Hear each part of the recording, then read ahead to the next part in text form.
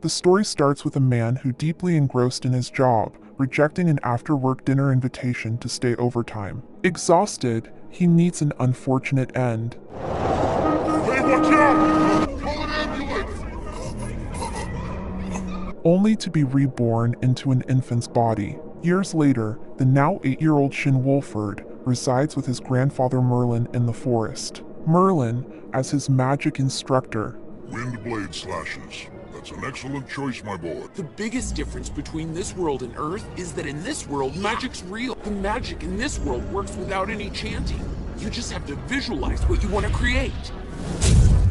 Their routine is disrupted by Molida Bowen, a friend who disapproves of young Shin's hunting. Impressed by Shin's accomplishments, combat instructor Mitchell Calling steps in. 2 years pass, and Merlin introduces Shin to demon hunting. Shin effortlessly replicates Merlin's search magic.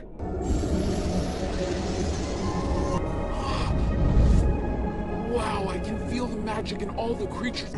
I knew he could work it out, but on his first try. He swiftly located the demon and jumped right into it.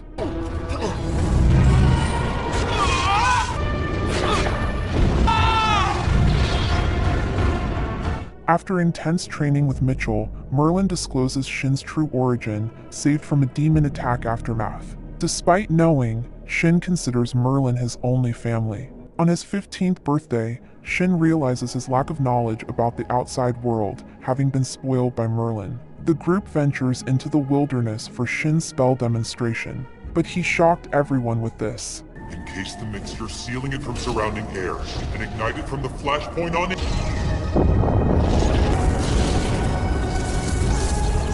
Molida scolds Merlin for not teaching Shin restraint. Back at the lodge, they decide that Shin has too much power to wander freely. Consequently, his uncle, Desium von Earlshide, who unveils himself as the nation's king, suggests Shin enroll in the capital's magic academy.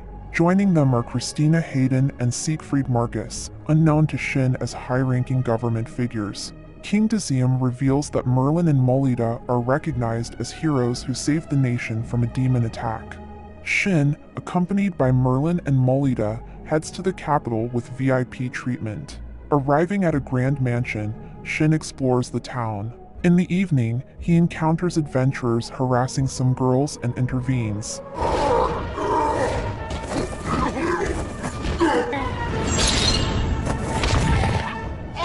You alright? Are you sure you're okay?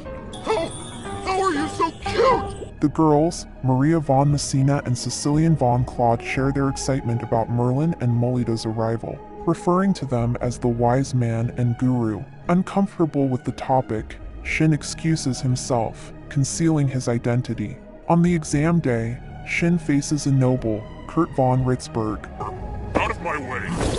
What do you think you're doing? Release me at once! I am the son and heir of Count Ritzberg himself. Good for you, I guess. The situation is diffused by the Crown Prince, August von Earlshide, and Shin and the prince quickly become friends. During the practical exam, the other applicants struggle to produce spells, embarrassing Shin. Despite a warning to control his power, he accidentally did this. Here goes. He didn't use a chant. After the exam, he receives his uniform alongside August, the prince. During the evening, Shin adjusts his uniform with personalized enchantments. At the entrance ceremony, he, accompanied by his respected guardians, garners celebrity treatment. Shin is asked to deliver a speech as the highest scorer, surprising all. Thanks. Did I hear that right? That you did. His last name's Wolford. He's the hero's grandson. Later, the girls seek Shin's assistance, revealing Kurt's misuse of influence mistreating Cecilian. When Kurt tries to harass her, Shin intervenes, and Cecilian discloses ongoing troubles despite rejecting his proposal. Prince August pledges to report Kurt's actions to the authorities, and Shin invites Cecilian to his residence. Maria, along with the prince and his escorts, Julius and Thor, proposes to join. Shin introduces them to his guardians, gaining permission to enhance Cecilian's uniform for her safety. Molida warns Cecilian about the consequences, leading her to tearfully confess to exploiting Shin's kindness. Apologizing, she attempts to leave but is halted by Molida, who praises her honesty. After enchanting Sicilian's uniform, Shin is urged to keep his skill secret. This is... Yes, I'm well aware, sir.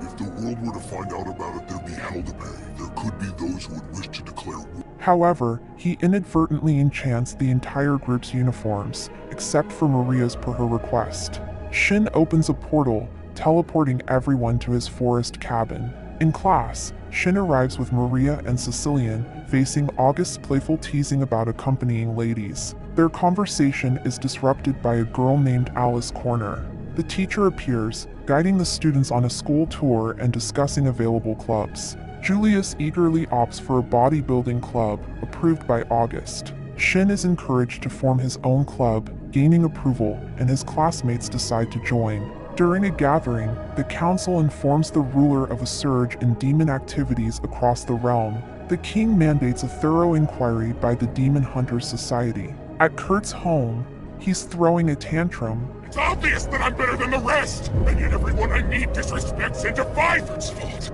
Everything would have been just fine if he hadn't shown up. I can't even do as I please with my girl.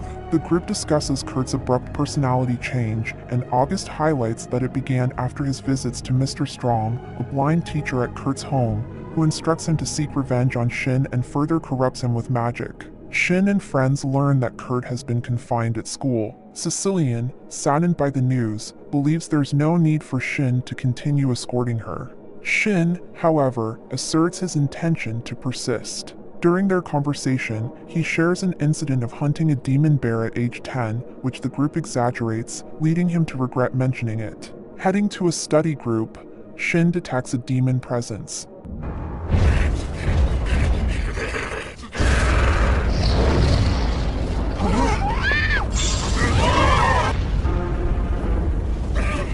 Shin urges others to flee, handling the situation himself. In the ensuing battle, Shin notices Kurt can still speak despite demonization, opting for non-lethal spells. But as Kurt prepares to self-destruct, No way!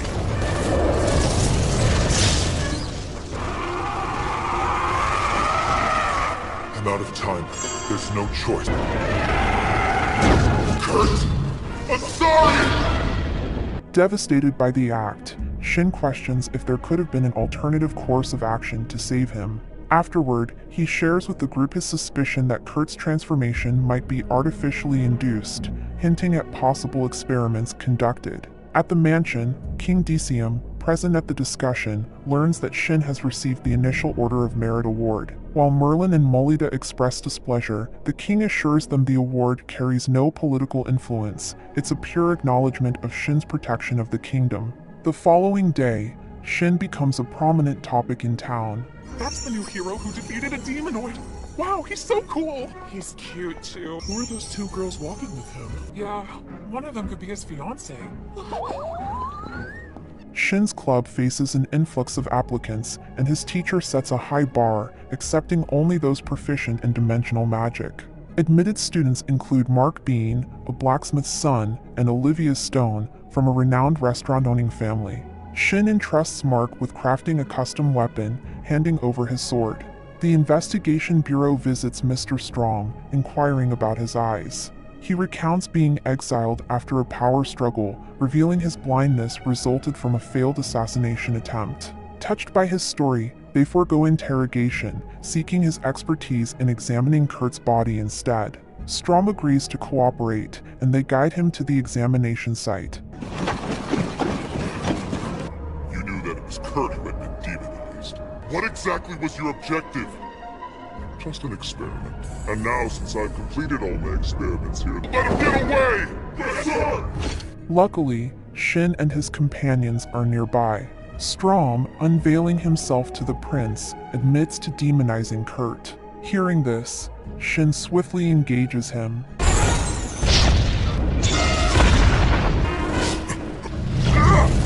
Take this! I can fly for a moment! Incoming! It unveiled his identity as a demonoid with reasoning ability. Enraged, Shin launches another attack.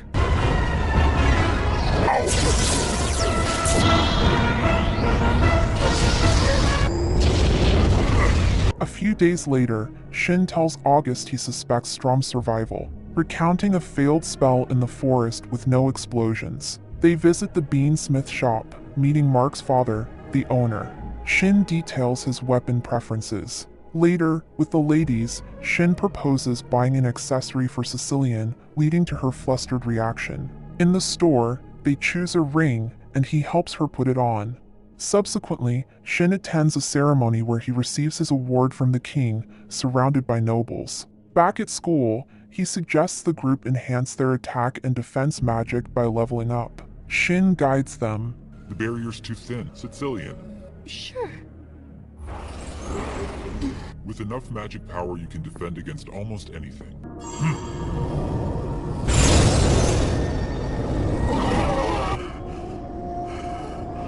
Strom is revealed to be alive and plotting alongside an accomplice named Miria in a different nation. A report arrives, stating that the troops from the Blesha Empire sent to the kingdom suffered severe injuries.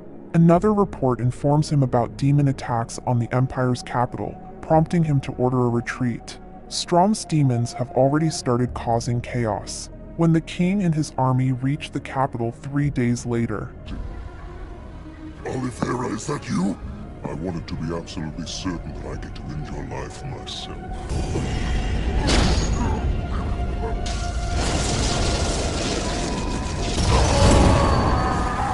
Meanwhile, kingdom soldiers arrive at the Empire, but Those people, who are they? They look like demonoids.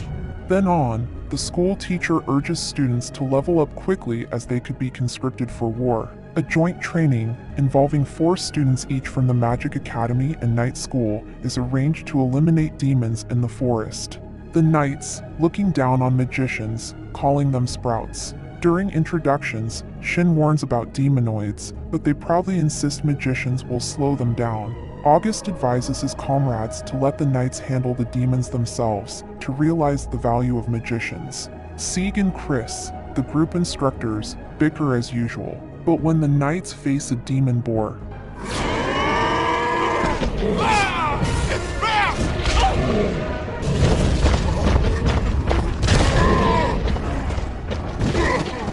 Real demon.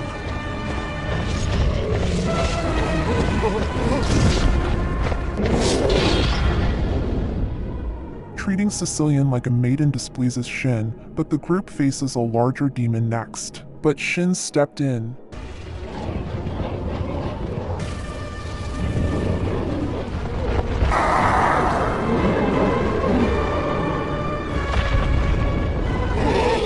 They encounter another demon, and both magicians and knights collaborate to defeat it. Impressed by the magician's progress, Siegfried asks Shin for guidance, but August declines, fearing a power imbalance. Instead, he instructs Siegfried on enhancing his magic power, with Maria and Sicilian demonstrating their magic barriers. After Alice's group observes the knights' weaknesses, they unleash their advanced spells, but I don't think I can control all of this. Get back! Run! following the exercise, August informs them that those who learned magic from Shin will be placed in a supervised special unit. Days later, after training, August discloses the imminent war due to Strom's growing army of demonoids. Recognizing the frontline challenge, Shin proposes a training camp to teach new spells. However, Molida opposes the idea of unsupervised co-ed arrangements. To address this, she volunteers to accompany them, and Merlin joins in. Arriving at Sicilian's family-owned hot spring resort, they bathe and relax. Merlin praises the boys for befriending Shin, who has often been lonely. The next day, Merlin assists the group in controlling their magic powers during attack practice. Recognizing their progress but acknowledging the long road ahead against Strom, Shin decides to self-train. However, That's right! Better safe than slaughtered! We all know what Shin can do! It as it builds for as long as I can, and then release it! Molida, angered, witnesses the spectacle. Using his gate, Shin takes August back to the castle, where they encounter Ellie, August's fiancée, and May, his younger sister. Upset about being left alone in the castle, they convince the king to let them join the training camp, using Shin's gate to return to the town. But Ellie was frustrated. You must know who it is that I do not trust with my fiancée. Then check a mirror, cause it's you! Every time he opens his mouth, it's Shin invented this or Shin saved the kingdom from that. Not what you seem to be thinking. That never even crossed my mind till now, and August explains Shin is his first friend who treats him as an equal, getting carried away but reassuring Ellie that she has his heart. He mentions Shin already has someone, making Shin uneasy. August advises Shin to decide his feelings for Sicilian. At night, Shin meets Sicilian to share genuine feelings, but their attempted kiss is interrupted by eavesdroppers. Shin announces their relationship, and Shin and Sicilian decide to reveal their relationship to her parents. Despite the unexpected joy from her father, her mother insists Shin must engage with Sicilian, to which he promptly agrees. Shin resumes training, focusing on levitation rather than attack spells. He tells his guardians about his engagement to Sicilian, prompting a visit to her home. Sicilian's parents approve due to Shin's genuine care for their daughter, not their hero status. Shin provided new enchanted uniforms for combat training against a catastrophe-class demon.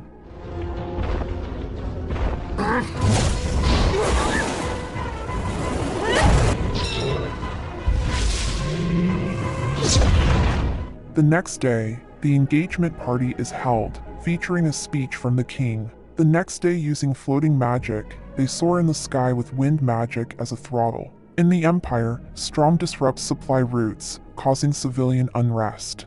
Exploiting their resentment, he easily transforms them into demonoids. Strom, having achieved his goal of overthrowing the Empire, frees his demonoids' leaders to act as they wish. Strom shares with Miria and Zest the origin of his hatred for the Empire. Once a benevolent lord, he faced plots from other lords who framed him for heinous crimes. Summoned to the capital, Strom's reputation was tarnished with rumors of selling his people into slavery. While away, a false kidnapping and slavery accusation led to a tragic uprising in his town, resulting in the death of his pregnant wife. Strom got consumed by grief. To have worked so hard for the good of these cretins only to receive evil in return. Also, I could be stabbed in the back. Hey, yes, everyone!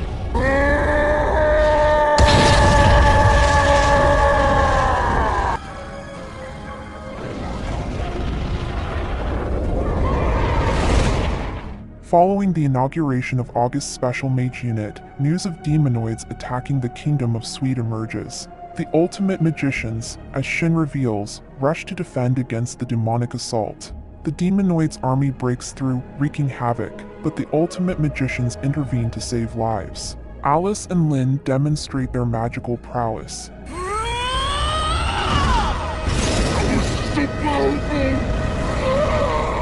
Thor and Julius attempt to interrogate demonoids. I'm sure you won't tell me anything helpful. Don't tell me this is the best you beat demonoids! Some demonoids target a shelter, prompting Mark and Olivia to collaborate in defeating them. Sword? Shin faces numerous demonoids.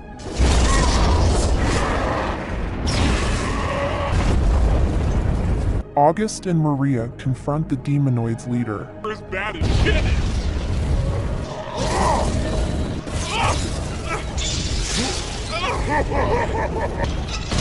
No, they broke through it! Zest, feeling the pressure from the formidable new heroes, commands Miria to unleash her powers. Miria engages in a fierce battle with Alice and Lynn. Take this!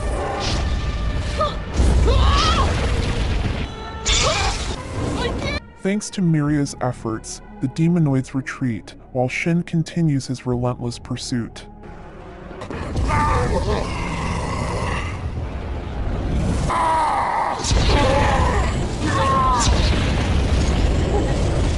The group intervenes to rescue Alice from Miria, but her combat skills prove superior. But Shin arrives and confronts Miria.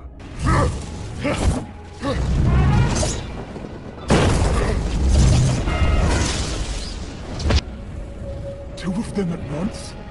In a desperate move, Miria releases a powerful explosive spell, prompting Shin to prioritize protecting the others over pursuing her. Post-battle, they gather at the shelter for healing. Inside, Sicilian struggles to save a dying man, attempting to use her special uniform when Shin intervenes. Don't treat it all at once. Focus on healing each area by turn. Shin, just how powerful are you? Despite Sicilian's frustration with her perceived lack of power, Shin encourages her, highlighting her significant contributions. Welcomed as heroes, August takes on the role of a mediator for forging alliances with other nations in anticipation of future demonoid threats. The following day, the group, joined by Ellie and May,